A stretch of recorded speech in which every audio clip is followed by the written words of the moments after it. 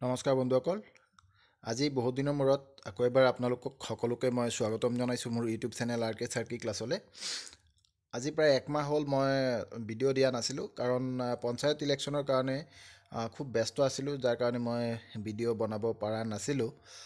কিন্তু এতিয়া পঞ্চায়ত ইলেকশ্যনো গ'ল আৰু এটা ইম্পৰ্টেণ্ট ন'টিচ আহি পৰিছে, যোনটো নেকি আপোনালোকে থাম্বনেইলত দেখা পাই গম পাইছেই যে DLEDৰ এণ্ট্ৰেঞ্চ পৰীক্ষাৰ কাৰণে এই ন'টিচটো আহিছে। আৰু যিসকলে শিক্ষকতাৰ লগত জড়িত হ'ব বুলি ভাবিছে ভৱিষ্যতত, তেওঁলোকৰ কাৰণে এটা মই ক'ম এটা খুব ভাল সুযোগ যে আপোনালোকে কি কৰিব পাৰে, DLED এণ্ট্ৰেঞ্চ দি পেলাই DLED পৰীক্ষাৰ কাৰণে মানে DLED সেই পাঠ্যক্ৰমটো লোৱাৰ কাৰণে আপোনালোকে এণ্ট্ৰেঞ্চ পৰীক্ষাটো দিব পাৰে। তো কেনেকৈ দিব, কি হ'ব, কেতিয়াৰ পৰা এণ্ট্ৰেঞ্চৰ কাৰণে নামভৰ্তি আৰম্ভ হ'ব বা এপ্লিকেশ্যন প্ৰচেছটো কেতিয়াৰ পৰা ষ্টাৰ্ট হ'ব, সেইখিনি গোটেইখিনি এই ভিডিঅ'ত আলোচনা কৰিম। গতিকে দেৰি নকৰি ভিডিঅ'টো আৰম্ভ কৰোঁ, আহক। তো চাওক, ইয়াত এটা এডমিশ্যন ন'টিচ আহিছে আৰু এই এডমিশ্যন ন'টিচটো কিহৰ হয়, এইটো প্ৰি এণ্ট্ৰি টেষ্ট বা পেট বুলি কৈছে। এইটো যোনটো প্ৰি এণ্ট্ৰি টেষ্ট আছে, এইটো আপোনালোকে চাব পাৰে। For admission into 2-year diploma in elementary education DLED course for the session 25 to 27। ইয়াত লিখা আছে যে আমাৰ যোনটো কোৰ্ছ আছে 25ৰ পৰা 27ৰ যোনটো ছেশ্যন হ'ব, সেইটোৰ কাৰণে যোনটো 2-year diploma in elementary education DLED course বুলি কয়, তাৰ কাৰণে এইটো প্ৰি এণ্ট্ৰি টেষ্ট বা পেট এক্সাম বুলি ক'ব পাৰে, মানে এণ্ট্ৰেঞ্চ এক্সাম। আৰু এইটো কোনে কৰিব, কোনে এই কোৰ্ছটো প্ৰদান কৰিব, এইটো প্ৰদান কৰিব SCERT প্ৰদান কৰিব।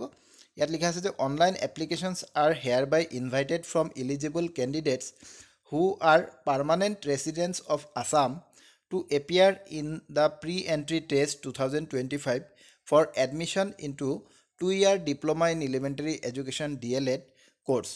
তো যিসকল অসমৰ পাৰ্মানেণ্ট ৰেচিডেণ্ট হয় তেওঁলোকে এপ্লাই কৰিব পাৰিব বুলি ইয়াত কৈছে।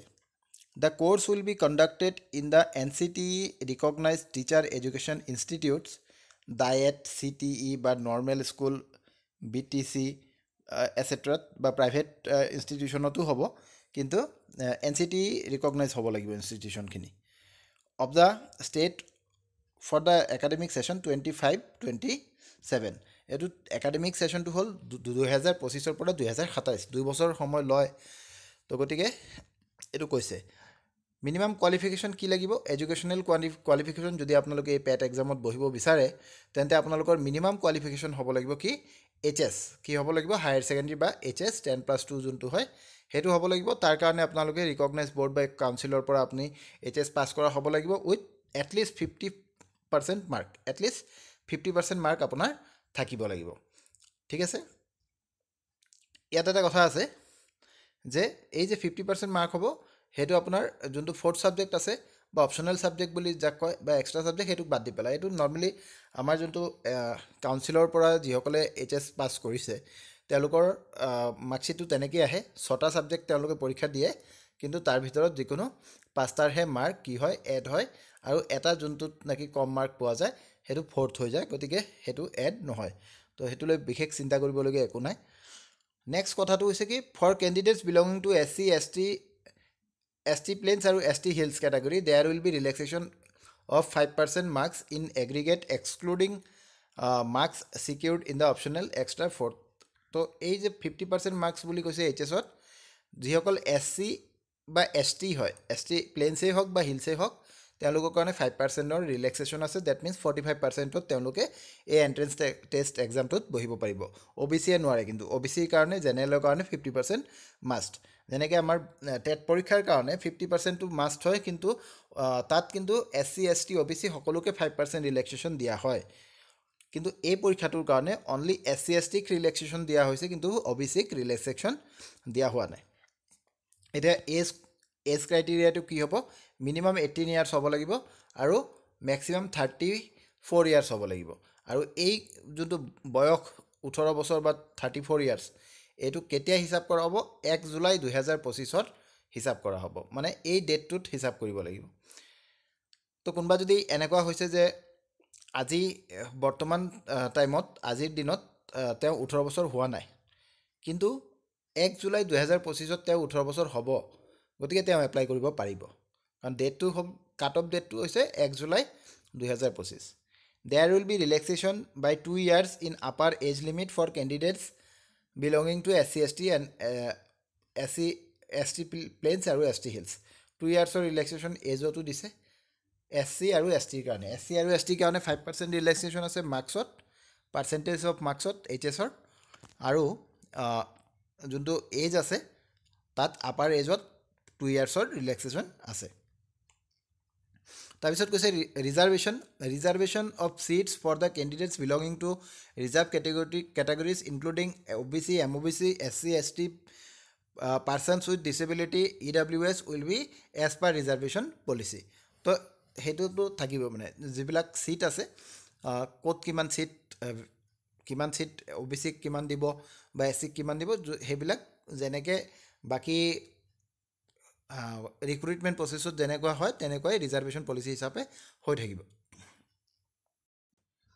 নেক্সট আছে কি চাওক how to apply candidates must submit their application form through online mode only by visiting the official website SCERTPET.co.in মানে এই যোনটো আপোনাৰ ৱেবছাইট দিছে SCERTPET.co.in এইটোত গৈ পেলাই আপোনালোকে অনলাইনত এপ্লাই কৰিব লাগিব no other mode of application will be entertain বেলেগ কোনো মোড অফ এপ্লিকেশ্যন নাই এপ্লিকেশ্যন ফি এটা আছে 600 টকা ফি দিব লাগিব for all categories to be paid online through internet banking debit card credit card etcetera তো এইটোত কিন্তু এনেকুৱা নহয় যে ৰিজাৰ্ভ কেটেগৰীয়ে দিব নালাগে তেনেকুৱা নহয় অল কেটেগৰিজৰ কাৰণেই দিব লাগিব আৰু এইটো কেনেকৈ দিব লাগিব থ্ৰু অনলাইন মোড দিব লাগিব ইণ্টাৰনেট বেংকিং হওক ডেবিট কাৰ্ড বা ক্ৰেডিট কাৰ্ড ব্যৱহাৰ কৰি আপোনালোকে দিব পাৰিব তাৰপিছত কৈছে এডমিট কাৰ্ডৰ কথা candidates have to download her admit card from the website যেতিয়া এডমিট কাৰ্ড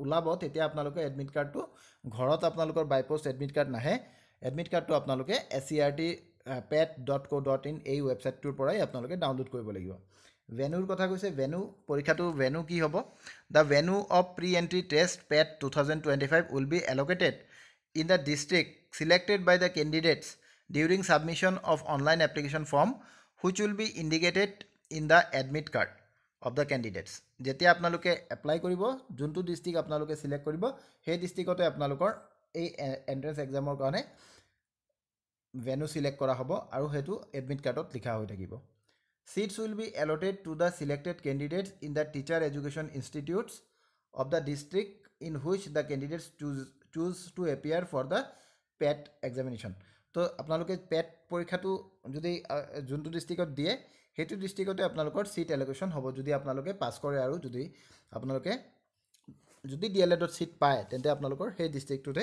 সিট দিব এতিয়া ইম্পৰ্টেণ্ট ডেটছ আছে কিছুমান এই ডেটছখিনি আপোনালোকে মন কৰিব opening of online submission of application 18 তাৰিখ 18/5/2025 18ৰ পৰা আৰম্ভ হ'ল আজিৰ পৰা আৰম্ভ হ'ল ক্লজিং অফ অনলাইন ক্লজিং কেতিয়া হ'ব জুন মাহৰ 5 তাৰিখে ক্লোজ হৈ যাব ঠিক আছে তাৰ আগতে আপোনালোকে অনলাইন এপ্লাই কৰিব লাগিব এডমিট কাৰ্ড ডাউনলোড কৰিব পাৰিব আপোনালোকে জুলাইৰ 5 তাৰিখৰ পৰা এডমিট কাৰ্ড আপোনালোকে ডাউনলোড কৰিব পাৰিব আৰু পৰীক্ষাটো হ'ব জুলাইৰ 13 তাৰিখে আপোনাৰ পৰীক্ষা হ'ব তাৰ মানে আপোনালোকৰ হাতত মোটামুটি এটা দুমাহ সময় আছে ডিক্লেৰেশ্যন অফ ৰিজাল্ট কি 28 জুলাইত ৰিজাল্ট ডিক্লেয়াৰ কৰি দিব গোটেইখিনি টাইমলাইন আগতে দি দিছে খুব ভাল এটা প্ৰচেছ খুব ভাল প্ৰক্ৰিয়া এনেকুৱা টাইমলাইন দি দিলে ছাত্ৰ ছাত্ৰীৰ কাৰণে এটা প্লেন বনোৱাৰ কাৰণে সুবিধা হয় গতিকে তেওঁলোকে কেতিয়া কি কৰিব গোটেই টাইমলাইনটো দি দিছে আকৌ এবাৰ চাই লওক যে এপ্লিকেশ্যন প্ৰচেছটো আৰম্ভ হ'ব 18 তাৰিখৰ পৰা আজিৰ পৰা ক্লোজ হ'ব 5 জুনত এডমিট কাৰ্ড ডাউনলোড কৰিব পাৰিব 5 জুলাইৰ পৰা আৰু পৰীক্ষাটো হ'ব 13 জুলাইত ৰিজাল্ট ডিক্লেৰেশ্যন হ'ব 28 জুলাইত গতিকে আপোনালোকে চাওক যে 13 জুলাই আজিৰ পৰা প্ৰায় দুমাহ সময় আছে খুব ধুনীয়াকৈ আপোনালোকে প্ৰিপাৰেশ্যন কৰিব পাৰিব আপোনালোকে যদি কি মানে কেনেকুৱা আহে মই হেতুৰ কাৰণে নতুন ভিডিঅ' লৈ আহিম কি কেনেকুৱা সিলেবাসটো কেনেকুৱা থাকে ক'ৰ পৰা কি পঢ়িব লাগিব লগতে মই চেষ্টা কৰিম যাতে আপোনালোকৰ সেই যোনটো সিলেবাস থাকিব হেতু যাতে কভাৰ কৰিব পাৰোঁ মোৰ লগত জড়িত হৈ থাকিব আৰু মোৰ বিশ্বাস যে আপোনালোকে খুব ধুনীয়াকৈ পৰীক্ষাটো পাছ কৰিব পাৰিব। তো এইখিনি আছিলে, তাতকৈ বেছি একো নাই। তো আপোনালোকে মই আশা কৰোঁ যে এই কোৰ্চটোত এপ্লাই কৰিব, বিকজ যিসকলে শিক্ষক হ'বলৈ বিচাৰে তেওঁলোকৰ কাৰণে DLEDটো মাষ্ট বা BEd থকাটো মাষ্ট। যদি আপোনালোকে প্ৰাইমাৰীত কৰিব বিচাৰিছে তেন্তে DLED আপোনাৰ লাগিব। তো সেই DLEDটো কৰাৰ কাৰণে আৰু এইটোত খৰচো খুব কম হয়। যেতিয়া আপুনি SCERTৰ আণ্ডাৰত পাই যায় গভৰ্ণমেণ্ট কলেজত, তেতিয়া আপোনাৰ খৰচটো খুব কম হয়। গতিকে আপোনালোকে এটা ট্ৰাই কৰক। যদি আপোনালোকৰ ইলিজিবিলিটি আছে, যদি আপোনালোকৰ হায়াৰ ছেকেণ্ডেৰীত যিমানখিনি পাৰ্চেণ্টেজ বিচাৰিছে সিমানখিনি আছে, আৰু যদি আপোনালোকে শিক্ষকতাৰ লগত জড়িত হ'ব বিচাৰে, কাৰণ কি নিয়াৰ ফিউচাৰত গভৰ্ণমেণ্ট অফ আছামে বহুতখিনি শিক্ষকৰ পোষ্ট আকৌ উলিয়াই দিব, ভেকেঞ্চি উলিয়াই দিব। গতিকে DLEDটো যদি আপোনালোকৰ কৰা থাকে তেন্তে আপোনালোকে অসমত টেট হওক বা নহওক, CTET প্ৰতি 6 মাহৰ মূৰে মূৰে হৈ থাকে, CTET দি পেলাই আপোনালোকে কিন্তু শিক্ষক হ'বলৈ যিখিনি অৰ্হতা আপোনালোকে আয়ত্ব কৰি ল'ব পাৰে। আৰু তাৰপিছত যেতিয়া শিক্ষকৰ ভেকেঞ্চি ওলাব তেতিয়া আপোনালোকে নিশ্চয় তাত এপ্লাই কৰি এটা ধুনীয়া চাকৰি আপোনালোকে পাব পাৰে। গতিকে এইখিনি ক'লোঁ। আজিৰ ভিডিঅ'টো ইমানেই থাকিব। যদি আপোনালোকৰ ইচ্ছা আছে আৰু যদি অৰ্হতা আছে তেন্তে আপোনালোকে নিশ্চয় এপ্লাই কৰক। বাকী পৰীক্ষা কেনেকৈ দিব লাগে, কি কৰিব লাগে, সেইখিনিৰ কাৰণে মই আছোঁ, মই গাইড কৰিম। তো আজিৰ কাৰণে ইমানখিনি থাকক। ধন্যবাদ।